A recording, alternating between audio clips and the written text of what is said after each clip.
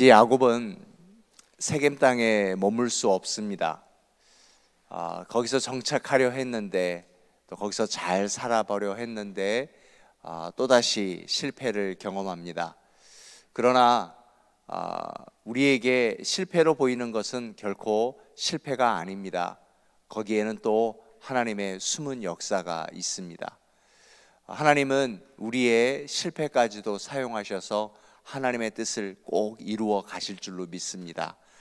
야곱은 다시 베델로 돌아갔습니다. 베델, 그것은 그냥 지명 이름만은 아닌 듯 싶습니다. 베델이란 하나님의 집이다라는 겁니다. 하나님의 집으로 다시 돌아왔습니다.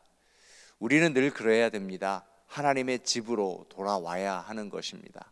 사랑하는 여러분, 하나님의 집으로 꼭 돌아오실 수 있기를 바랍니다. 하나님의 집은 어디일까요? 바로 이곳 한미교회일까요? 하나님의 집 위치를 말하는 것이 아니라 내가 언제 어디서나 하나님의 말씀을 묵상할 수 있는 곳, 그리고 그 말씀을 묵상하며 기도할 수 있는 곳, 바로 그곳이 하나님의 집입니다. 야곱은 그렇게 베델로 돌아왔습니다.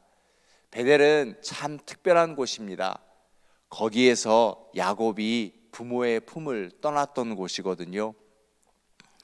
그리고 홀로 여행을 시작할 때 하나님을 처음 만난 곳, 바로 그곳이 베델입니다. 야곱이 그곳으로 갔습니다. 그곳에 1절에 보니까 35장 전체는 이것이 키워드인 것 같아요. 하나님이 야곱에게 이르시되 라고 했습니다. 우리말 성경에는 하나님이 야곱에게 이르시되 라고 나와 있는데, 본문을 좀 더 자세히 분석하면 하나님이 기다리시고 라고 하는 의미가 더 맞는 번역인 듯 싶습니다. 우리는 내가 하나님을 찾는 것 같습니다. 오늘 또 내가 하나님을 찾으러 온 것 같은데, 아니요, 하나님은 기다리셨습니다. 오늘 나와 이 기도의 시간에 만나시려고 하나님은 얼마나 기다리셨을까요? 얼마나 애태우셨을까요? 생각해 보셨어요? 우리 자칫 잘못하면은요, 어쩌면 오늘 이 기도의 자리에 안 올 뻔할 수도 있었어요. 어쩌면 무서운 사고도 있었을 것이고요, 아니면 어째 내 마음속에 알 수 없는 번뇌가 왔을 수도 있겠고요, 어떤 걱정, 두려움이 있을 수도 있었겠고요, 아니면 어떤 분노와 속상함과 억울함도 있었을 수 있어요. 수만 가지 기도를 막을 수 있는 이유가 있음에도 불구하고 하나님은 나도 모르는 사이에 그 모든 것을 다 막으시고 기도의 자리에 인도하여 주시고 기다리고 계셨던 것이죠. 언제나 하나님은 기다리신 분이십니다. 하나님은 어디서나 우리를 기다리시는 분이십니다. 하나님 앞에 나오기까지, 하나님 앞에 엎드리기까지 하나님은 그렇게 1000년이고 2000년이고, 왜냐하면 그 시간은 하나님 앞에 아무것도 아니거든요. 하나님은 시간을 만드신 분이시기 때문에. 그래서 우리는 내 때를 원하지만 하나님 지금은 축복을 주셔야 되는 것 아닙니까? 야곱도요, 하나님 내가 이만큼 고생하지 않았습니까? 이제는 좀 쉽게 살아야 될 때 아닙니까? 그럼 하나님은 하나님의 타이밍을 기다리고 계시는 것이죠. 이때였습니다. 야곱이 이제 다시 베델로 돌아왔습니다. 그리고 하나님은 기다리셨다가 찾아온 야곱을 만나 주셨습니다. 오늘 그렇게 우리가 하나님을 만나는 것입니다. 날마다 하나님을 만나는 것입니다. 그렇기 때문에 우리는 내 신앙을 점검할 수 있어야 합니다. 아니요, 신앙을 리셋해야 합니다. 어디서 잘못되었는지, 무엇이 잘못되었는지, 세겜 땅에서 딸의 아픔에 잘못된 반응이 있었잖아요. 내가 왜 그때 그런 반응을 했었는지, 왜 나에게 그런 영적 미성숙함이 있었는지, 늘 우리의 반응을 돌이켜 봐야 돼요. 신앙은요, 반응이거든요. 그걸 예배 용어에서는 울림이라고 하는데요, 내 속에 신앙의 깊이가 있으면 그 반응하는 것이 달라지거든요. 그런데 내가 왜 그때 그런 반응을 했을까? 왜 그때 화를 냈었고, 왜 그때 속상했었고, 왜 그때 참지 못하고 또 나는 이런 말을 해버렸을까? 우리 자녀에게, 우리 가까운 이에게 왜 그랬을까? 그것을 돌이켜보게 하는 것, 그것이 바로 예배입니다. 하나님은 왜 나를 만나 주시는가? 왜 하나님은 나를 기다리시는가? 너의 믿음을 점검해 보라고요. 비로소 우리는 하나님 앞에 섰을 때 돌이켜볼 수 있거든요. 삶의 분주함에 쫓겨다닐 때는 절대로 나를 볼 수가 없습니다. 우리는 그러한 존재예요. 절대 볼 수가 없어요. 그래서 가던 길 멈추고 하던 일 멈추고 기도의 자리에 서서 나를 기다리시는 하나님 앞에서 돌이켜 봐야 돼요.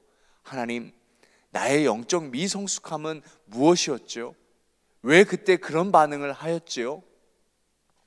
오늘 우리가 이 새벽에 기도할 때요, 지난 한 주간 동안 내가 무엇에 반응했으며 나의 영적 미성숙함은 무엇인지 반드시 찾을 수 있기를 바랍니다.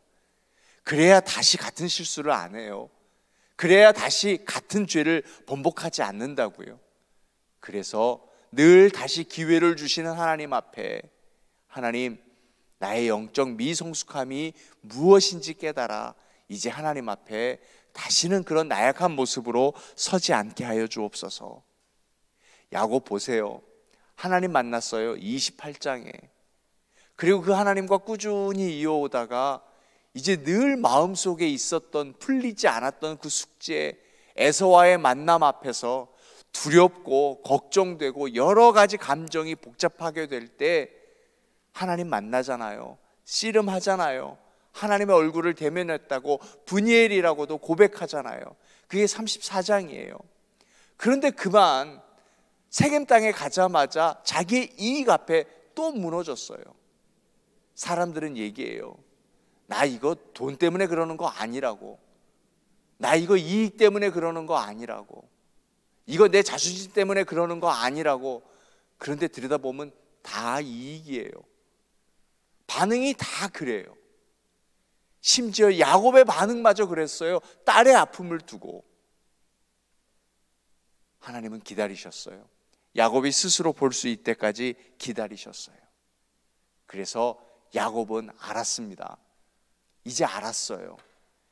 야곱이 미성숙했던 것은 무엇인가 하면 하나님은 한 번만 만나면 되는 줄 알았어요. 근데 이제 깨달았어요. 아, 은혜는 충만히 지속되어야 되는구나. 성령은 충만히 지속되어야 되는구나. 사랑하는 여러분, 한 번의 뜨거움, 이 뜨거움을 맛보기 위해서 우리는 참 몸부림쳐야 하지만 여러분, 이것은 지속되어야 하는 것입니다. 신앙은 끊임없이 지속되어야 하는 것입니다. 이제 곧 야곱이 죽어요. 평생 걸린 싸움이었어요. 이제서야 그러냐? 우리 그것 보지 말자고요. 그만큼 시간이 걸렸구나. 우리 그것 보지 말고, 아, 야곱이 변했구나. 그러면 우리도 변할 수 있는 것 아닙니까? 우리도 달라질 수 있는 것 아닙니까? 우리가 달라지고 변할 수 있는 것, 다시 한번 은혜는 충만해야 된다는 것, 성령은 충만해야 된다는 것, 그것을 알려면 먼저 나의 영적 미성숙함을 봐야 한다라는 것입니다. 그 근거가 어디냐? 왜 야곱이 나는 은혜를 충만히 지켜야 되겠구나라고 얘기했던 것이 무엇인가 하면, 다시금 돌아와서 엘베델이라고 하잖아요. 엘베델, 하나님이 반복되었습니다. 하나님, 하나님의 집. 그것은 이제 야곱이 신앙 고백하는 거예요. 하나님, 내가 이제 하나님께만 집중할게요. 다른 거 보지 않을게요. 아주 지독히 이익에 계산에만 앞섰던 야곱이 그거 내려놓겠답니다. 하나님께만 집중하겠다는 것입니다. 오늘 우리가 다시금 점검해야 될 믿음은, 나는 하나님께 집중하고 있는가? 내가 바라보는 것이 무엇인가?